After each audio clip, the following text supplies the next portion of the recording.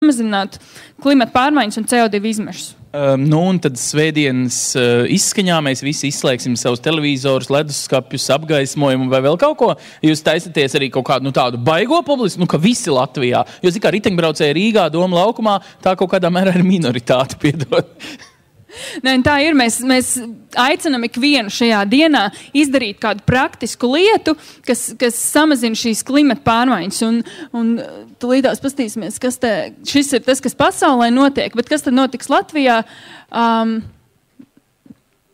Rīgā, piemēram, šie ir tie pasākumi, kas Rīgā, bet mēs arī aicinām, ja jūs netiekat uz vienu pasākumu, tad vienalga šajā dienā varbūt īpaši piedomājat kādu tādu praktisku lietu vai praktisku jaunu ieradumu jūs varat iesākt, lai dzīvotu videi draudzīgāk. Arī pats neizejot no mājas var kaut ko sākt darīt pēkšņi, pieņemt lēmumu, es šķiroju.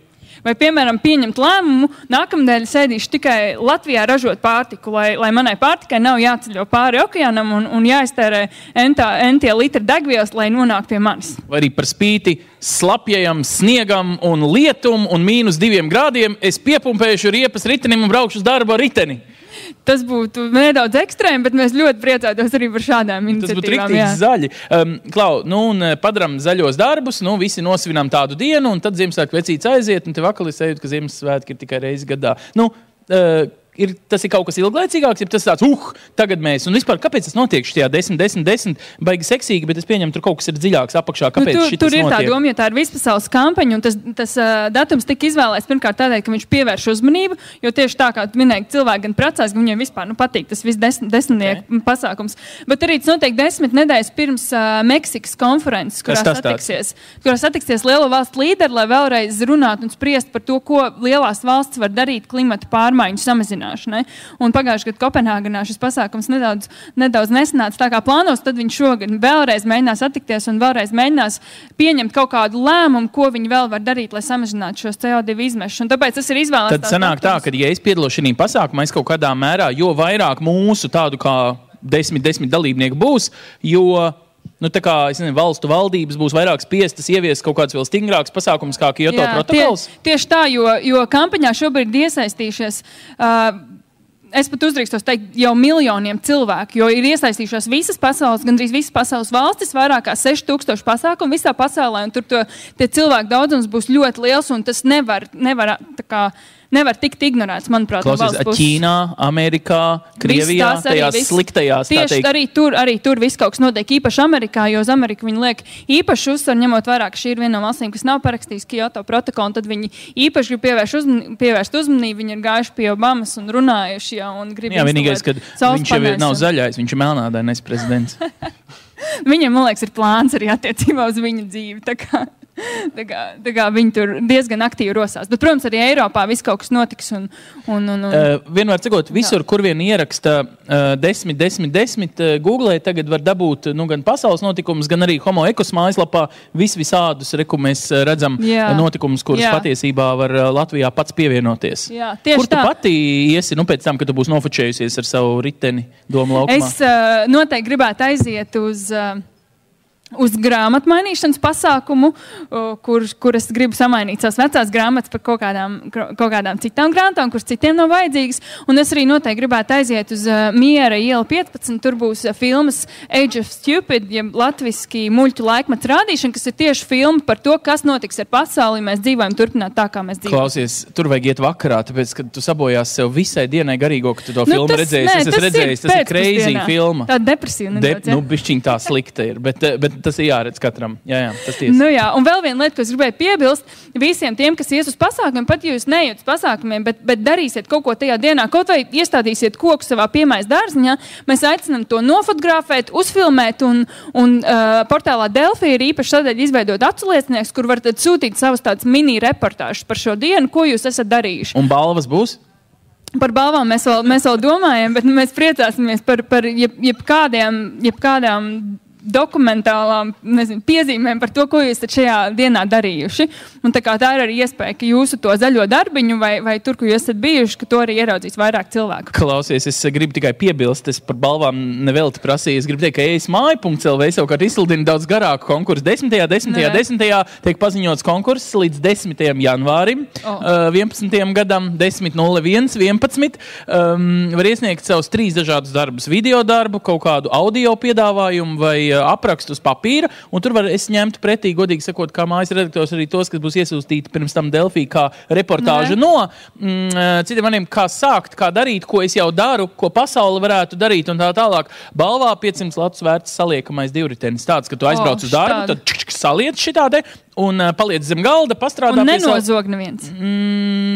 Balvā apdrošināšana nav. Bet, ja palieks uz rakstām, gal te jau ir lielāka iespēja, ka viņi nenozags tomēr. Jā, bet es gribēju teikt, ka ir vērts piedalīties patiešām. Jā, noteikti. Un tad var uzreiz gan iesūtīt Delfiem, gan sūtīt jums. Un tad... tad teorētiski dabūt pat 2 balvas vienā. Labi, bet ne jau par balvām stāsts ir par zaļiem darbiem. Madara, sirsnīgs paldies homoekos.lv, esmāja.lv, ielpa.lv un arī delfī.lv. Tur visas šitās lietiņas var diezgan labi salinkots. Ar citu gudri rīkosies tas zaļi domājuši cilvēks, kas tagad visu šito, ko mēs teicām, paņems un YouTube'os un aizsūtīs draugam, Twitteros, Facebookos un visas šitās lietiņas arī patiesībā ir baigi zaļās. Un beigās arī atnāks svētdienas kādu no pasākumiem. Es būšu klāt, kā likts, Madara. Paldies liels. Mēs savukārt sāksim tā pa īstam konferenci. Paldies, Madara, ka atstāja manu mikrofonu. Man viņš noderēs. Iepriekšējā sesijā, dāmas un kungi, mums palika 2 neizrunātas lielas lietas, no kurām viena bija tāda ļoti teorētiska un varbūt pat filozofiska, un otra ļoti praktiska. Sāksim ar to filozofisko. Pēters Urtāns. Pēter, jūs droši varat ieņemt savu vietu, mēs liksim jūsu prezentāciju virsū. Nebūs tik viegli. Vajadzēs palīdzēt? Nē. Ir ok. Pēters ir Riga Brain dibinātājs un īpašnieks. Viņš ir arī vienas metodas speciālists par to, kā veselīga dzīvesveida ietekme uz mūsu smadzeņu darbības potenciālu var pozitīvi izmainīt visu jūsu dzīvi. Tūlīt mēs tiksim galā ar mazu loģistisku problēmu. Vai Pēter jums palīdzētu, ja es jums stāvētu blakus un spiestu kaut ko uz priekšu? Ja? Uz tās vienas kājas nostāvēsiet? Es laikam tikšu kaut kā, jā. Tiešām? Jā, es ceru. Tas ir, lai tiktu uz priekšu. Tā. Viena lieta ir skaidrs, ka Pēters nekur tālu neaizskrēja. Viņš tiešām mums dos to prezentāciju. Labdien, visi klātsošie un arī tie, kas internetā vēro. Man sauc Pēteris, un es šodien lēkāju uz vienas kājas un vēl kādu pāris nedēļas lēkāšu, jo nodarbojos ar veselīgu dzīvesveidu un dabā skrienot aizķēros, un man ir salauzts kājas īkšķis. Bet tas, kas ir, par ko es šodien stāstīšu, es stāstīšu par veselīgu dzīvesveidu ietekmi uz mūsu smadzeņu darbības potenciālu. Tas, ko es ikdienā daru, es strādāju ar profesionāliem sportistiem, ar profesionāliem mūziķiem, ar bērniem, ar finansistiem un arī ar vecmāmiņām. Un tas, ko es skatos un tas, ko es daru, es skatos, kādas ir iespējas patiešām attīstīt to mūsu potenciālu. Un šajā konferencē es gribu jums likt tādu akcentu par to, kā vide ietekmē mūsu potenciālu. Tā, apzīšos, kuru pusi viņš te iet mums tagad. Opā, aiziet. Veselīgs dzīvesveids. Vairāk vai mazāk mēs to katrs zinām, kas tas tāds ir. Tāpēc es pie tā neapstāšos, bet tas, ko es teikšu, ka veselīgs dzīvesveids ir pirmkārt pozitīva attieksme pret sevi.